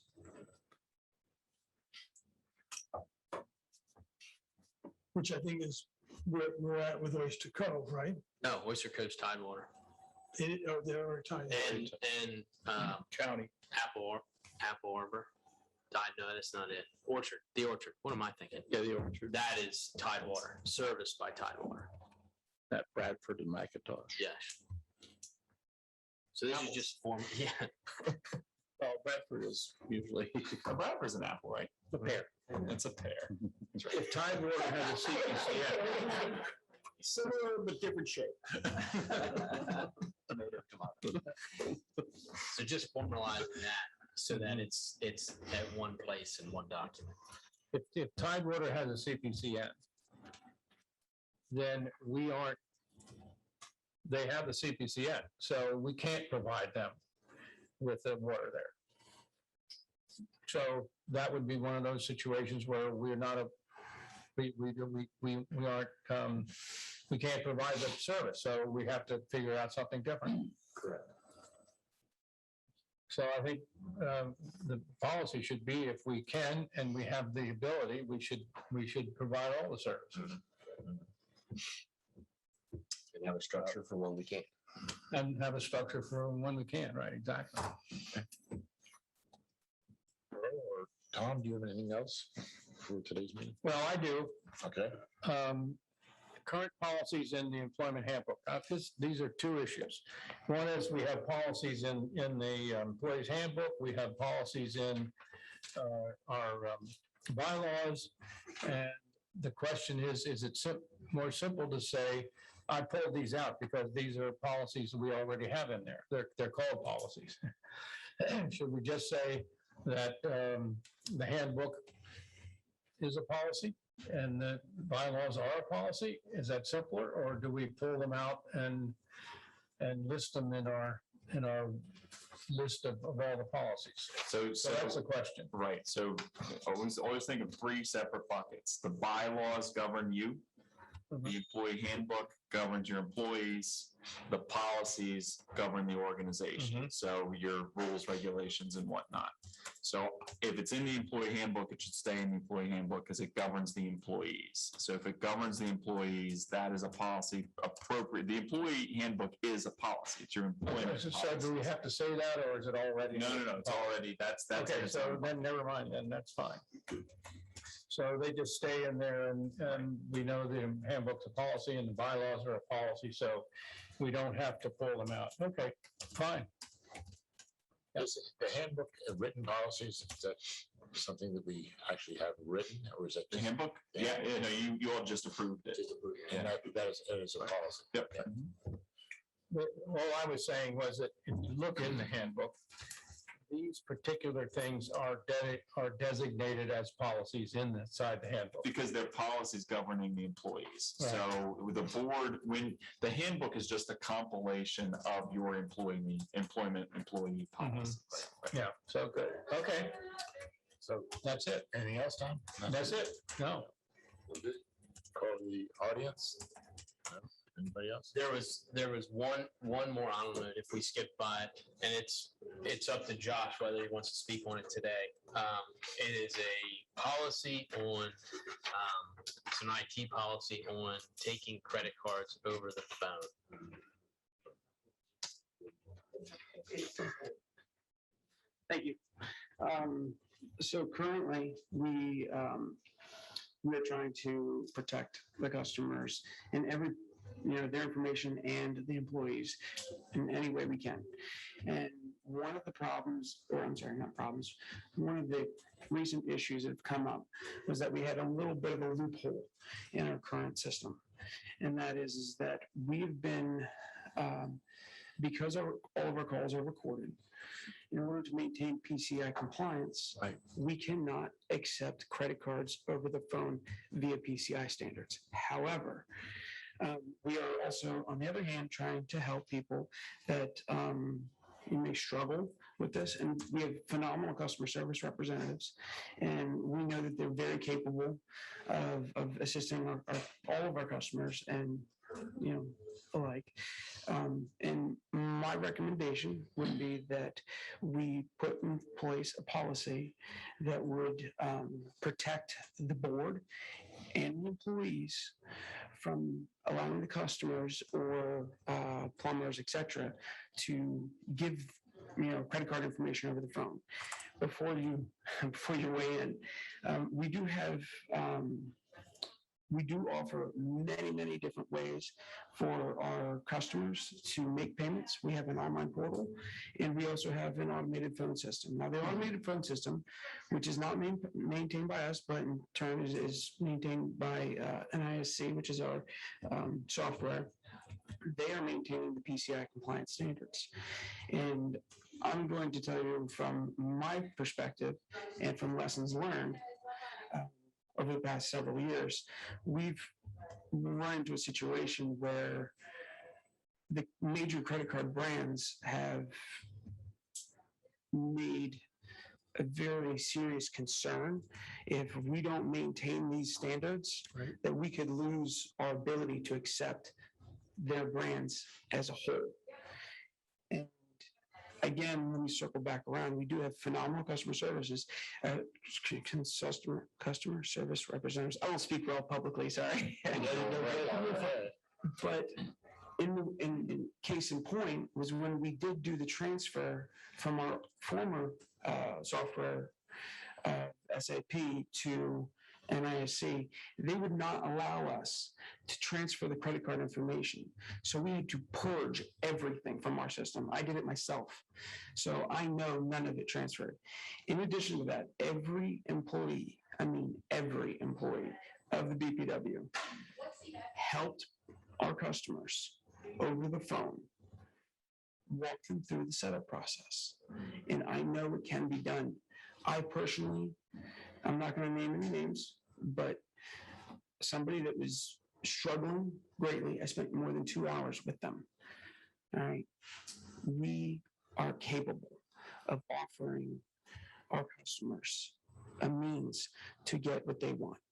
So the auto pay, the one-time payments, the recurring payments, etc., are all offered via phones for people that don't have access to internet or computers, and they're calling in. They can also come in, and we love to see their faces. Suzanne she gets compliments all the time, and from the board and etc. And we also have our online, which is device agnostic. It's the browser base or mobile phones, etc. So we have a lot of ways to offer services and the means for the people to accept payments. However, I'm trying to ask the board to close this one loophole, which would be to make it a policy, a formal policy, to not allow us and to protect our customers, their information, in addition to our staff, protect them from any kind of litigation that could be brought forth. I know this case in point a few weeks ago, it's been about a month ago, we had a situation where one of our customer service representatives was verbally assaulted, and we had to provide that recording to the police. So we do record every call, and it is for the protection of our staff in addition to the public. And simply one of the workarounds that was brought to light was, well, if we disable the recording during the call, accept the payment over the phone, and then re-enable the recording. The problem with that would be we have a call log and then we have a call recording. And if they don't match, I can't say what happened. And that is my concern.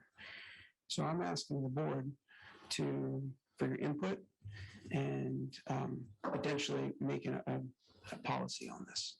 I'm not clear what your recommendation. My recommendation is that we make it clear that the policy states that the BPW staff is not allowed to accept credit cards over the phone. However, I will float this. Checking accounts, bank account information is not as strict. So we can actually technically take credit card or banks over the phone, to my knowledge at this point. I can certainly reassure that. So I'm seeing I just, with cybersecurity and everything today, it's not a good idea. It's never a good idea to accept it over the phone. Yeah. But technically, I'm just offering, I'm presenting the facts. I want you guys to make it.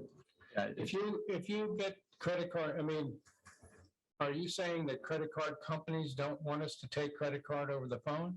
That's correct, because they're recording. And those recordings present on a server, Okay, a server that could potentially Be hacked. I understand. Yeah. So they're saying, we don't want you to record.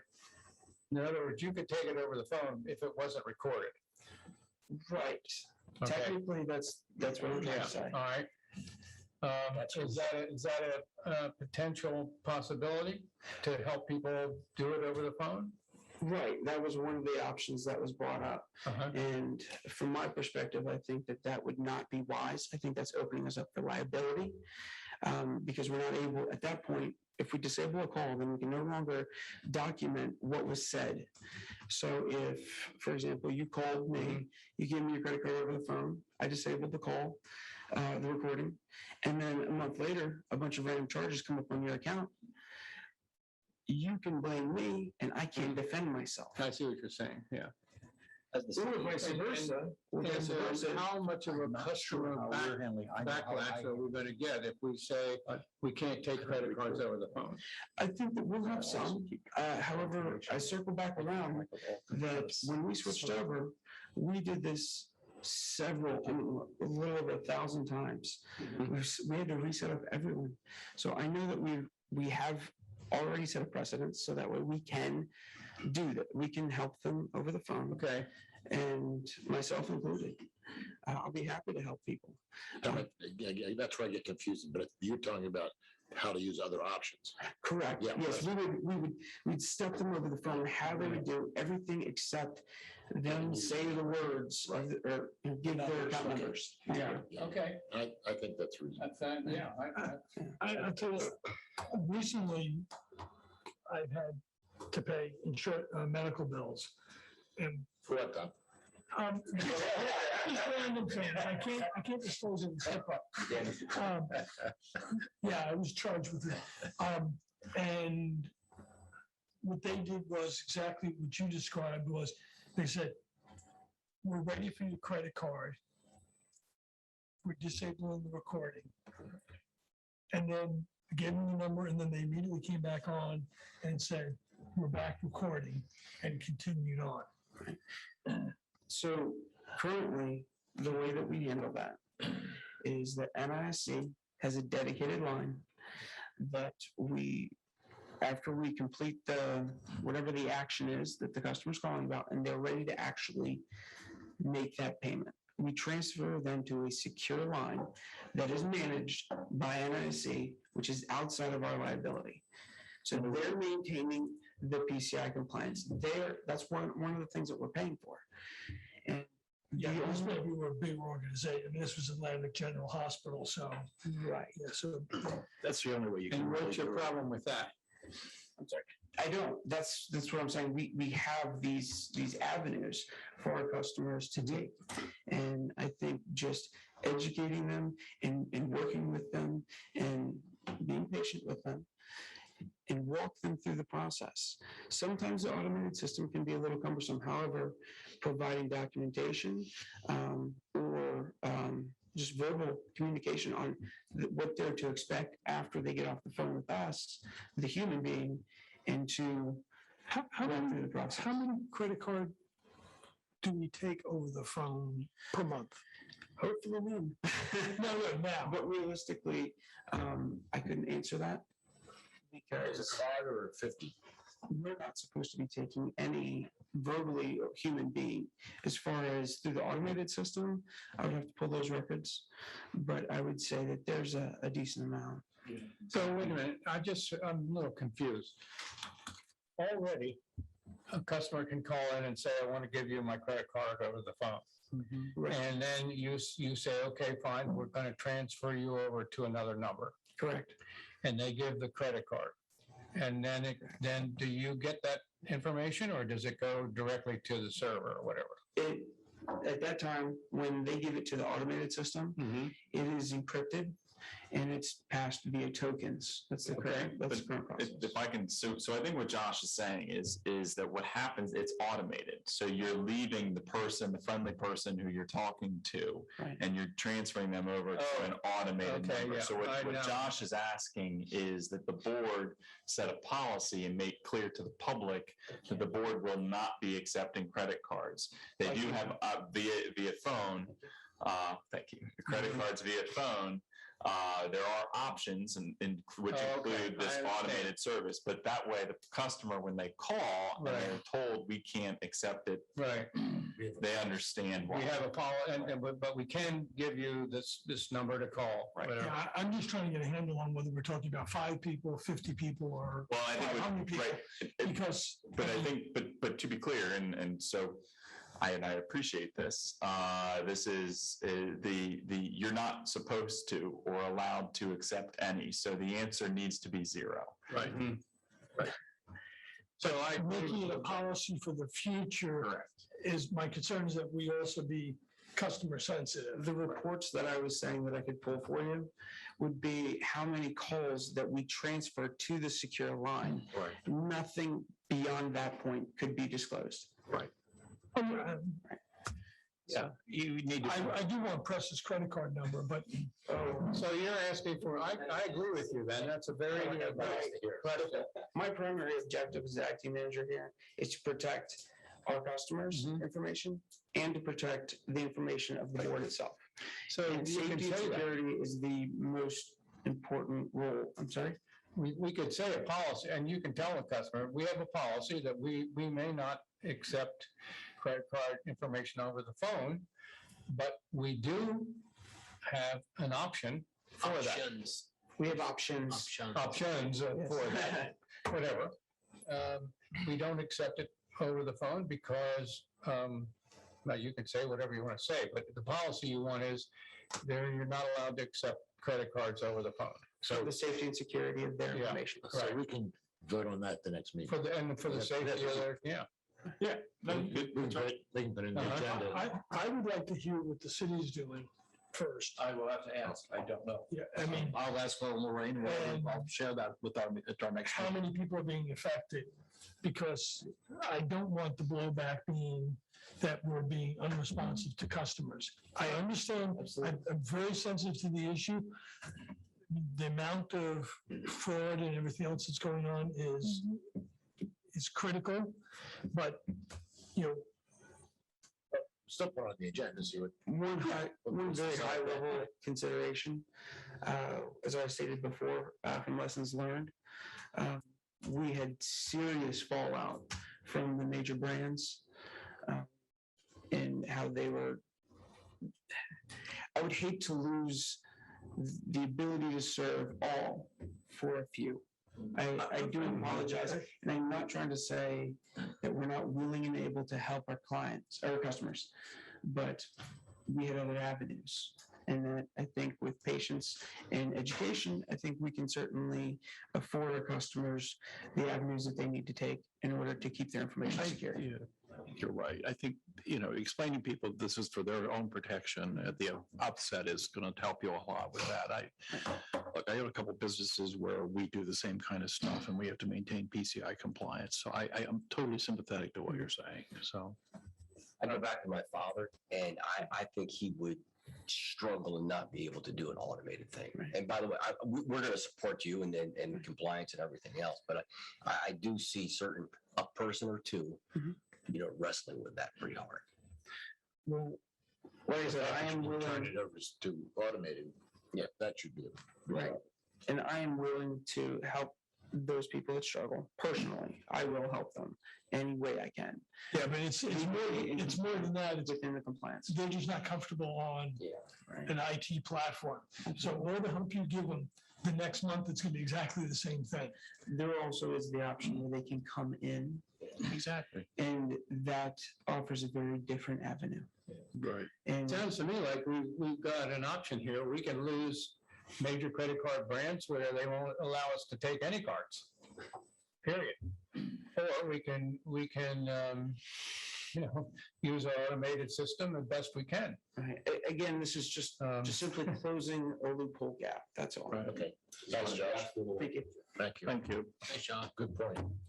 So we'll put it on the agenda, we can discuss it then after you have your information. We'll get the information, but I'm sure Ellen Elaine's got some. Anything else? One other question. Go ahead. I sent this around. These are categories for our policies. I don't know if it's worthwhile to just list them all or put them in categories for people to be able to access them more readily. If when somebody wants to see what a policy is under finance, for instance, or governance, is it worthwhile to list 100 policies and just put them in a line, or trying to put them under one of these things? You got it.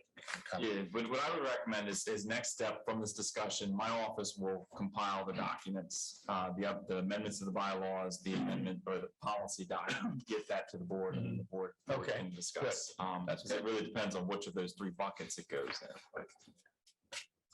As we started out with the conversation, I mean, I think this needs to be in an access or some other type where there's keyword searches and everything else, because buckets and titles do not get to the gist of what the policy is.